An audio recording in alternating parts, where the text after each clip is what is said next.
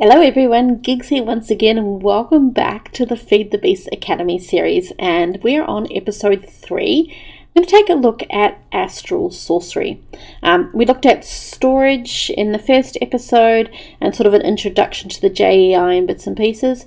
We looked at the technology and automation in episode 2 where we looked at the servos, the filtering, the generation of, or the basic generation of power. And yes, now we're off to Astral Sorcery. I have done Astral Sorcery before, but I didn't go fully into it. I only went as far as I needed to in order to complete a couple of quests within Project Ozone 3. So I don't know whether or not I'm going to learn something new here or whether it's stuff I already know. So let's take a look at it. Boopity boop.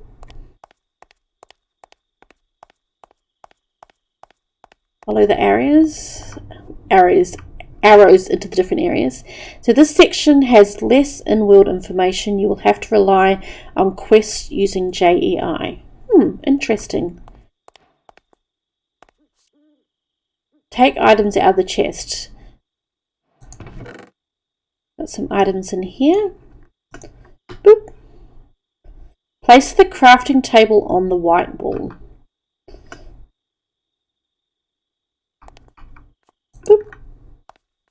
Craft a resonating wand. See the JEI for the recipe. Now this area here, and you'll see the picture up here, these are the Astral Sorcery temples you'll find in the overworld. And they are essentially, if you're playing Skyblock, then you may find them floating in the outer world. So if you go out from your island, you may find one of these close. Otherwise, you tend to find them in other biomes. You'll see here, floating crystals can only be found in ancient shrines, which spawn in mountainous areas. Dig into their basements to find the floating crystal. Again, mod pack to mod pack will depend on where you find that. And this is the floating crystal here. And that's just a picture of the floating crystal underneath that there. They also sometimes have chests in here as well. You'll see it up in the corner there. We can get some bits and pieces that help with Astral Sorcery, or may just be other things as well. So we'll see the floating crystal is shining its light down on the crafting table. So we need to create a resonating wand. Now I'm guessing that and it was about 12 months ago I think that I did Astral Sorcery with Project Ozone. So I think you have to have this crafting table near a floating crystal to be able to make the resonating wand. So what we're going to do is we're going to go into here and we're going to go resonating wand. Resonating. So you see we've got a few different options here. I would imagine these are upgrades. So if I click on these, will they do different things maybe? I don't know. But we'll just do the basic one, which is, I know they all seem to be the same. Oh no, different marble types maybe? I don't know. I don't know. Anyway, we'll go with the basic one, which is probably what they actually want us to make. So you'll see here, this is what I was talking about in the first episode, where if it can be made with different things, it will cycle through those things here, whereas these ones here are static, so they are not interchangeable. But basically it's saying any type of marble pillar that you've got, you can use to make the resonating wand. So if I click on move the items, it moves them into here. I've just got the standard marble. Again, this is stuff I took out of the chest I had there before. So now we have a resonating wand. Boop. So now we want to craft a luminous crafting table. Okay. And again, I'm guessing that these are the items we need in order to make that. Luminous crafting table. Add it there. Yep, there we go. Just wanting more of those marble pillars. There we go. So now we have a luminous crafting table. Your vision expands, you learned more about explanation. Ooh, interesting. So now we want to place that on the chiseled. It is showing us. We want to place it there. Okay, craft some illumination powder. Right-click the luminous crafting table with a resonating wand to start the crafting process. So again, this is just where within mod packs, a lot of them have their own crafting tables or multiple crafting tables in order for you to do things. So if it requires this table, I wouldn't be able to make it here. So if we look at the J9, we're wanting illumination powder. So let's get, is that it there? Illumination powder. If you see that, you'll see that it's only showing this crafting table, and I don't have the plus mark here at all. So I can't make this within a normal crafting table. But if I click over to here, now, is it going to give me the plus? It has given me the plus. Sometimes it won't always give you the plus. Sometimes you will still need to manually place the items in. Again, it's mod dependent, depending on what the mod creator or the mod builder, programmer, I'm not sure what the official term is for them, what they have set up for this in order to do. But in here, luckily, we've got the plus, so I can go plus, and it's taken the items from our inventory and it's put into there, and we're going to get 16 of these out of there. So again, see, I went to take those items out of there, but I've got to remember that I actually need to use the resonating wand. Now, along the bottom here, this is, I think, the starlight. So I think if I didn't have this near one of these floating crystals. So essentially the floating crystal is taking the light from the stars and it's resonating it down onto the crafting tables. I think if it wasn't near there, I wouldn't have this here. I think it would show it as being empty, but it's quite full at the moment because it's beaming down on there. From memory. Boop.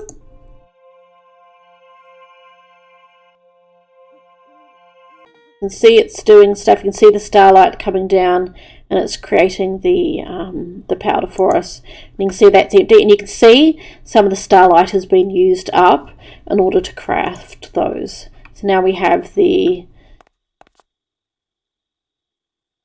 illuminating stuff. Okay, so that was, oh, there we go. We could have done Astral Sorcery last episode because it didn't take long at all. That was, Astral Sorcery is way more involved than that. But again, it may depend on the mod pack as to how much of the mods that they use.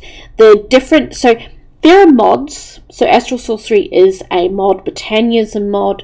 The stuff we did, the servos with mods, but then you have mod packs. And so basically a mod pack is where someone goes along and they grab all the different mods, put them together in one pack.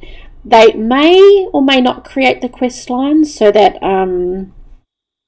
the quest book, these quest lines, they may or may not create these quest lines. Most of them do, because most people who do mod packs want to follow quest lines for progression and for rewards and stuff like that.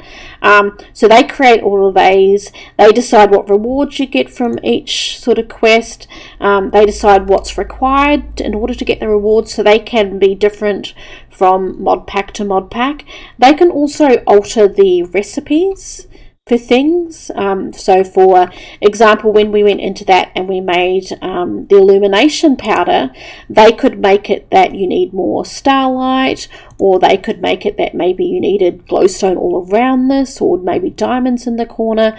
So there are certain things that they can adjust within these. They could also use the powder in a different recipe to force you in order to use Astral Sorcery in order to do a different mod pack. So it can just alter a bit. But we now have time, like that didn't take us very long.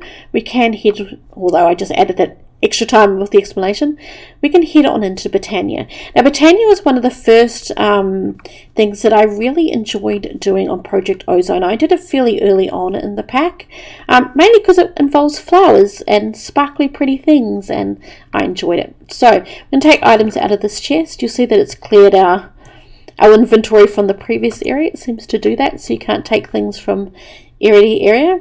So, Sky of Beginning. You'll find Botania in a lot of mod packs. It is a fairly common thing. So we want to craft flowers into petals. It's interesting to say see the JEI for the recipe. So we'll go petals. Okay. So it is just going to... So in order to do that, we just put it into our inventory and we can get it. being turned flowers into petals. You'll see it's got the different colours here, so all the different colours of the different flowers. It's got all the standard colours there. You can even get petal blocks, so you can put them all into there. Now, one thing to note is a lot of things you can go from the item into the block and back again. Just be careful because it's not for all, so always double check. But if you're wanting to save on storage and put things into block, always double check to make sure you can break it back down, because you can't always. If I right click on this, it will show me if I can do that. See? So I've right clicked on it and it goes back to the petals. So oops, and I right clicked on that to show me all the different recipes that the petals are contained in. So just be careful when you're doing that. I mean, and that's the same as standard Minecraft as well. There's certain things like if you make quartz blocks, you can't put the quartz blocks back into the individual nether quartz or either, so it is something that's fairly standard. Okay, so we want to take our petals and we want to make them into those. Now, do we want to do it for all or just a couple? It looks like it wants us to do it for them all. That's fine. Just double checking. Oop, there we go. Now it's gone to the next thing. Fill the petal apothecary with the water bucket. It has got the arrows there. I didn't know what that was, but I'm glad it's got the arrows there. Otherwise, I wouldn't know what it was. So basically, we want to pop water into here. There we go. Now, we're going to drop... So it's got a bit of a recipe here. 1 grey, 1 red, 2 brown petals into the apothecary, and then drop in seeds to craft an endoflame.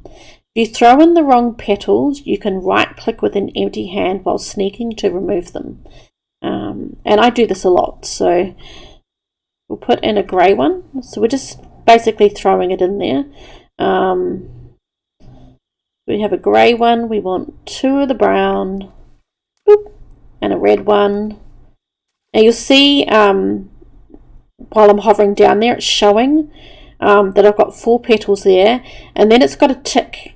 If I didn't have the right petals in there, so if I put another red one in there, boop, you'll see that it hasn't got that there. So if I now, boop, it's taken that last one I put in there, back out again. And now it's got the tick again. So let's pop our seeds in there like it's told us to. And there we go. Now we've got the endoflame. That consumes our water as well. So if we wanted to do another one, we would need to put more water inside our apothecary. So now it is asking us to plant this on the lightest grass block, so this one here. Boop. Now it's also asking us to drop coal on it. Now basically an endoflame, so this is where you start getting into Botania mana and creating Botania mana. Now in Botania, so this is a little bit like, I suppose, energy. So we had the coal generator before that would created energy for us that we took over to the redstone furnace. Now this is kind of like an energy, so we're going to be asking this flower to create mana or energy in order for us to utilize it, and this is basically that process that it's going to show us. So the endoflame is an energy creating flower, so we couldn't have planted those other flowers and given them coal, because they're just mystical flowers and they don't do it. There are different types of these flowers that require different things in order for them to generate mana. But in the case of this one, this is one of the more basic ones. I can just throw coal at it. The coal should disappear. There we go, it's disappeared. And you see it's sort of got that little bit of a flame for it. So this is a mana spreader, which will take the mana from the endoflame and it will take it other places. So basically it's telling me to shift, right click the spreader, and now sneak right click the pool. And that is basically going to bind them together. You can see that they're now bound together. And you see it's got unknown status on there. If I just click on that with the wand, oh, it's not going to let me do it. Usually it tells you, like if I click on that, it usually gives you, but that could be part of the tutorial. But you'll see when I click on that, see how it's got the the mana spreader there, and it's also showing the little box around the mana spreader. That's just showing me that they are linked together. Same as when I sort of hover over that, shows that I'm linked to the mana pool. And the mana pool's not linked to anything, so it's not, when I hover over it's not doing anything. Okay, so they want me to craft mana steel ingots by dropping iron into the mana pool. Now the mana pool, you can drop several different things into it and it will make different, you can drop a diamond into it, make a mana diamond, you can drop a ender pearl in it to make a mana pearl. So different things you can pop in there to make different recipes. And again, you'll see as I hover over that in the center there, you're getting that, same as on the apothecary, you get that recipe and telling you that yes, you can do that. If I had the bucket in my hand, nothing. So it just depends. So if I go drop that into there, it went straight into my inventory. It was a very quick process, but I now have that mana steel ingot. Now do I need to do it for both of them? Now as it's doing this, it also uses up the mana in there. Boop. Then I've got it again. I've got the quest. The quest probably wanted me to do two. Now you'll see here the ender flame is not flaming anymore, and there's nothing more sort of going on with this stuff. That is basically because it's consumed the iron. So if I drop another iron on there, there we go. So it's flamed up again, and it will start sending. And you'll see again the mana spreader is starting to send stuff over to here again. That is. Yeah, so basically in order to use this, you're constantly having to drop coal onto it. Some people set this up with a dropper on a timer to keep dropping coal onto it in order to keep it going. Okay, so we want to craft an elementum ingot by dropping 2 mana steel ingots into the elven portal. Now this portal is something you need to set up. It is something you do as you've progressed through the Botania setup a bit. It needs a lot of mana. You can see that these 2 pools are fairly full. You need to make the pylons here. You also need to make the different wood that is around here, which you do by creating a flower inside of here that will turn normal wood into this, basically this living wood here. And the glimmering living wood, I can't remember the recipe for that, but like if we go into here and we go to living wood,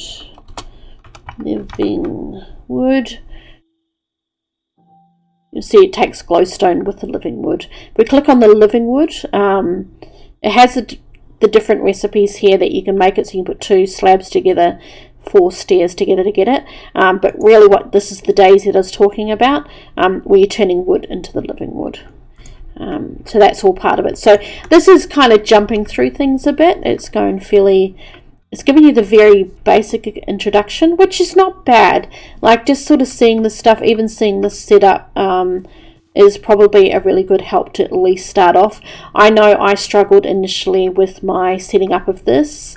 I struggled a little bit with getting this going. Definitely trying to get things back out once I put the wrong thing in there.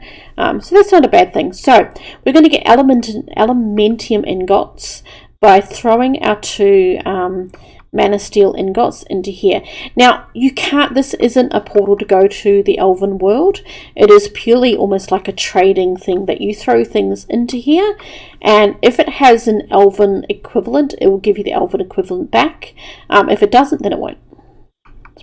That's pretty much similar to the mana pool here where you're throwing the iron ingots in there. If you throw things in there that don't have a mana equivalent, it won't give you anything. So let's throw that in there and throw that in there, and you'll see that we got that elementum back. Now I only got 1 back. Now I don't know if that is standard or whether or not I lost something in the translation of that. So let's have a look at that. Elementium. There it is. And look, you can make this gorgeous pretty pink armor. I love it. I love it. I did get that in Sky Odyssey. It is very cute. So in order for us to make that, so you see that it's got, if you had the nuggets, you can make an ingot, and if you've got the block of it, you can make, you get 9 ingots out of it. Here you see the elven trade. Okay, so there you go. So you have to give it 2 mana steel ingots in order for it to give you 1 elementum ingot. So there we go, that's the recipe. Then there's the factorizer. Okay, so this is a machine that will, there's two of them. There's this one that will take things like the nuggets and put it into ingots, and then the other one, if you put in an ingot, it would take it back to nuggets, or if you put in a block, it would take it back to ingots. I think the idea behind those is to automate crafting of things in a certain way. Not every, so this one, yes, definitely you can do that inside the crafting table. It shows you that. Not every block can be broken down in that way. Some blocks, it forces you to use these factorizers. And again, whether or not that is deliberate in a way to make you utilize thermal expansion factorizers and things to get you to learn more about the mods, I don't know, or whether or not it's also designed to make the mod packs a little bit more in-depth and a little bit more, increase the difficulty levels essentially, so that not everything is done just inside the crafting table, which makes sense. These are mod packs. If you wanted just vanilla stuff, then you go play vanilla. So that makes sense. And you can see that the factorizer, in order to make that, is a little bit more in-depth. So again, sometimes this is about getting you more involved and sort of understanding more about the different mod packs that are out there. Okay. So we have done that. What was our next thing? Was that it? Let's go into our quests again. We've done that. Oops, here we go. School's out. Go to the overworld. Huh. Now that you've completed all the tutorials, you can head over to the overworld and start playing for real. Is that it?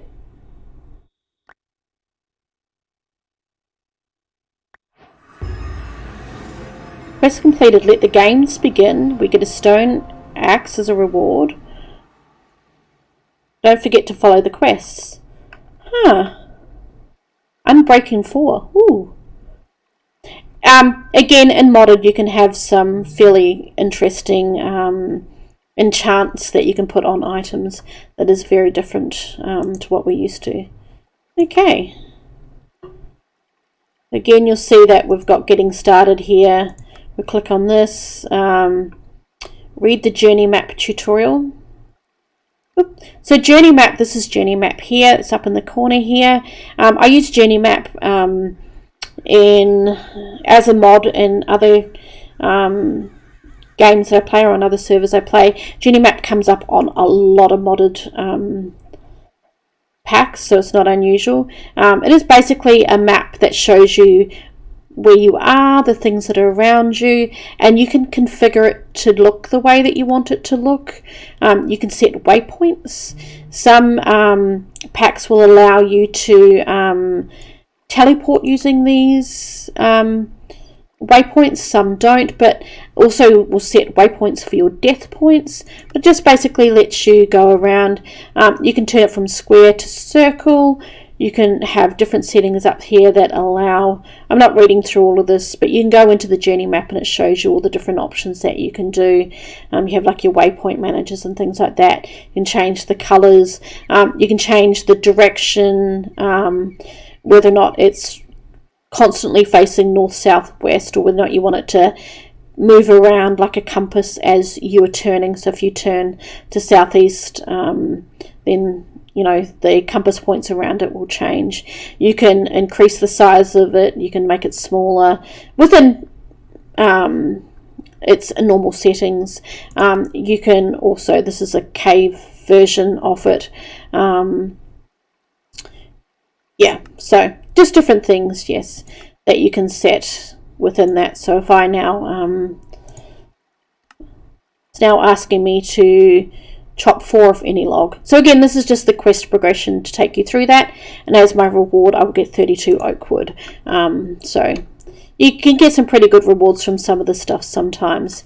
But yeah, so journey map, I mean, you can also see that, I mean, at the moment everything's quite small there. So if I go into, was it J to get into journey map? There we go. Options. We've got the preset here. I can do a preview so I can see it while it's there. So I can do like the map heading is my heading, so you can see, as I said, that changes there. I've got it as a circle. You can make it a square if you want, or a rectangle. I tend to go for the circle. I like that.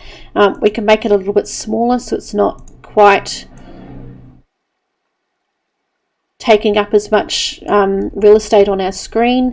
You can change the opacity, the font scale, so you can make it, I tend to have it there. You can see it's got your biome there, it's got the time of day there as well. That will be in-game time, so it's 2:41 daytime, so you can see if it's daytime or nighttime. You can change whether or not you want mobs to display as dots, large dots, small icons. So you've got their little heads and things, so you can see the different ones. Same with your player displays. Again, you've got different item slots here, so you can change them around. So I've got game time up there. I've got location, which is here. I've got the biome, which is that one there. So you can change those around if you want to. Same as the location, you can change it around. I always like XYZ, that's what I'm used to, so I always set it to that one there. And then you can just close it and boop. And there it is. And now you can see as I move, that's moving around. As you move around, that will generate more. You'll be able to see areas that you have already been to, because it will generate and things like that. So it's quite a handy little thing. Okay, so we're already, you can see we're already, these aren't the astral, well, these are Astral Sorcery blocks. This isn't an Astral Sorcery temple. This is just a water fountain, water well sort of thing. But we're going to leave things here. So we've been through the tutorial. We're now into the real world. I don't know. We'll see. I'll progress through these. I'll progress through the quests for a little bit. We'll see how far we go down in these episodes. The tutorial wasn't as long as I was expecting. Wasn't as in-depth as I was expecting. But maybe the quest lines will take us through more things in order for us to progress and learn more about the mod packs. We'll see. You never know. But in the meantime, thanks so much for watching these episodes. I really do appreciate it. And you have a great day.